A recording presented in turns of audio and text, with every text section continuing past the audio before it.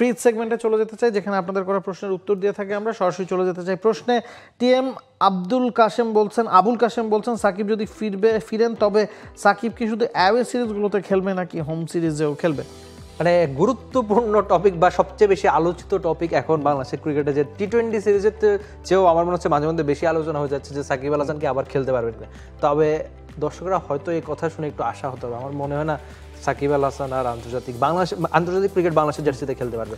একটু আশাহত হওয়ার মতোই খবর। আর সাকিবকে যদি শুধু বিদেশের মাটিতে খেলায়, আমার মনে হয় না সাকিব সেটা শুধু খেলবে, আর দেশে তো আসতেই পারছেন না। এবং সবচেয়ে বড় কথা হচ্ছে সাকিব কিন্তু টি-20 থেকেও আসলে স্বেচ্ছা অবসর বলা যায়, মানে তিনি টি-20 ক্রিকেট থেকে সরে গিয়েছেন, অবসরই নিয়েছেন, বলেছেন দলের প্রয়োজনে। যদি অবসর নিয়েছিলেন তখন বলেছিলেন যে দলের প্রয়োজনে তিনি হয়তো ফিরতে পারেন। পরের প্রশ্ন চলে যেতে চাই। মোহাম্মদ ফারহান বলছেন আমার মনে হয় সামনে মিরাজের বদলে শেখ মাহেদীকেই নেওয়া ভালো হবে, কারণ মাহেদীর স্পিন আরও বৈচিত্র্যময়, সাথে ওর ফিল্ডিং এবং লোয়ার অর্ডার ব্যাটিংও ভালো, টিমের ভারসাম্য বাড়াবে।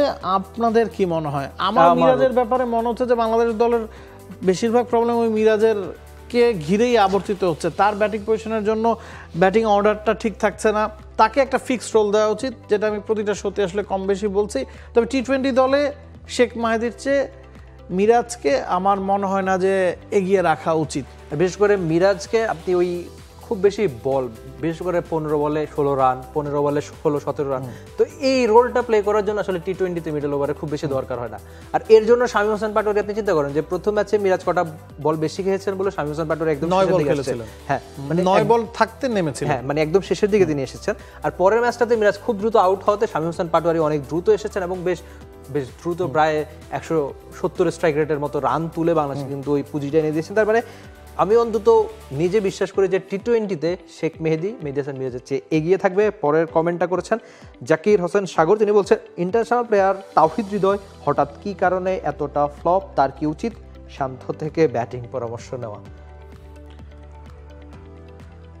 আর নিতেই পারেন। তাওহিদ হৃদয় কিন্তু অফ ফর্মে আছেন, আপনি সেটা বলতে পারবেন না। ওয়ানডেতে 2টা 50 করেছেন, আবার ভারতের সঙ্গে একটা সেঞ্চুরি আছে, তিনি অফ ফর্মে আছেন বলতে পারবেন না। তবে তাওহিদ হৃদয় যেভাবে দৃশ্যপটে আবির্ভূত হয়েছিলেন সেই জিনিসটা তিনি ধরে রাখতে পারেননি in terms of strike rate.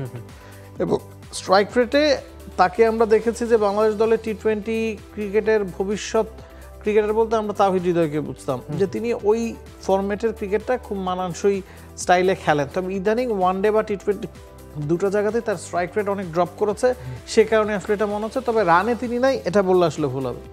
পরে কমেন্টটা করছেন পাভেল আহমেদ, তিনি বলছেন তাসকিনের ওভারলোড ফিটনেস নিয়ে কিছু বলুন, মানে অনেক বেশি বোলিং করছে।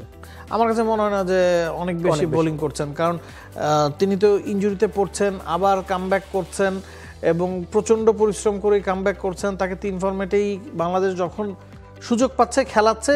তবে একটানা তিনি পুরো বছর কি কখনো খেলেছেন আমার মনে পড়ছে না। তবে আরেকটা ব্যাপার, তিনি সদ্যই কিন্তু ইনজুরি থেকে এসেই শ্রীলঙ্কা সিরিজে খেলেছেন, তো তারও একটু রেস্ট নিয়ে। আর বিসিবি কিন্তু এখন পেসারদের যথেষ্ট ওয়ার্কলোড ম্যানেজমেন্ট নিয়ে সচেতন, এবং যেহেতু বাংলাদেশের যে কোনো ফরম্যাটেই এখন 4-5জন বোলার আছে যারা 19-20, যাদের কাউকে আপনি খুব বেশি এগিয়ে রাখতে পারবেন না, মানে যাকে আপনি 1 নাম্বার রাখবেন তিনি যদি 20 হন, যিনি 5 নাম্বারে আছেন তিনি 17 না, তিনি 18 বা 19। সে কারণে ওয়ার্কলোড ম্যানেজমেন্টটা ঠিক মতোই আসলে বিসিবি করছে এবং কাউকে টানা ম্যাচ কিন্তু খেলাচ্ছে না। পরের কমেন্টটা করছেন ফজলে মাহমুদ সিজান, তিনি বলছেন তামিম ইকবাল ভাই যদি বরিশালের হয়ে 3 নম্বর শিরোপা জয় করে তাহলে সেটা কেমন হবে বা এটা সম্ভব কিনা? খুব অসম্ভব না, যেহেতু ব্যাক টু ব্যাক ট্রফি আর বরিশাল জিতেছে, আর সব সময় কিন্তু বেশ বরিশাল টাইটেল কন্টেন্ডার, একদমই মানে এত বড় ক্রিকেটার তাদের দলে থাকে, রিশাদের মতো প্লেয়ার বেঞ্চে থাকে, শান্তর মতো প্লেয়ার বেঞ্চে থাকে, যারা কিনা অন্য দলে ইজিলি খেলতে পারে, তাদের বেঞ্চ এত বেশি শক্তি, খুব বেশি অবাক হবে না। এবং ইতিমধ্যেই আমরা শুনতে পেয়েছি 4-5 জনকে তারা বিদেশি সাইনও করিয়ে ফেলেছে, তার মানে তারা ঘর গোছানো শুরু করেছে অন্যদের আগে। এবং রংপুর আর বরিশাল এই দুটো দলই আসলে আগে থেকেই অনেক কিছু গুছিয়ে থাকে, এবং আপনি টপ কন্টেন্ডারদের মধ্যে এই দুটো দলকে রাখতে হবে। বাকিরা তো আসলে অনেকখানি পিছিয়ে থাকে, হয়তো একটা দল নতুন করে উঠে আসে, তবে ওই ধারাবাহিকতা ধরে রাখতে পারে না এই দুই দল ছাড়া আর কি। বলছেন শামীম পাটোয়ারি কি বাংলাদেশের জন্য একটা প্যাকেজ হতে পারে কিনা? আমার মনে হয় অবশ্যই। দারুণ ফিল্ডার, দারুণ ব্যাটিং করছেন, রিসেন্টলি বোলিংটাও খুব ভালো করছেন। প্যাকেজ বা মানে কম্বিনেশন অফ এভরিথিং বললে তো আপনি এখন শামীমকে বলতে হবে। কার্যকরী ক্রিকেটার যদি আপনি বোঝান, বাংলাদেশের আমার মনে হয় বাংলাদেশের যে দলে এই দলে সবচেয়ে সেরা ফিল্ডার শামীম হোসেন পাটোয়ারি, সেটা খুব বেশি মানুষ দ্বিমত করবে না।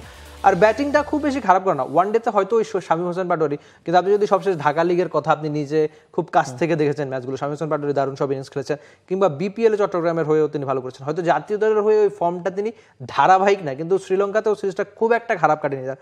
তো ওই হিসাবে আমার মনে হচ্ছে যে কমপ্লিট ক্রিকেটার তিনি হতে না। ওয়েস্ট ইন্ডিজে বাংলাদেশ যে সিরিজ জিতেছে সেটা শামীম হোসেন পাটোয়ারি ছিল।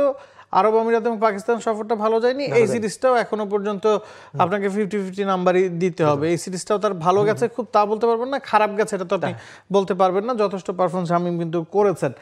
শেষ করছি আজকের দ্য ফ্রিজ সেগমেন্ট এখানেই। ভালো থাকুন, সুস্থ থাকুন, চোখ রাখুন T Sports. For more updates, subscribe to our YouTube channel and click on the bell icon. Follow us on Facebook and Instagram. Download T-Sports app to enjoy exciting games and highlights. Visit tsports.com.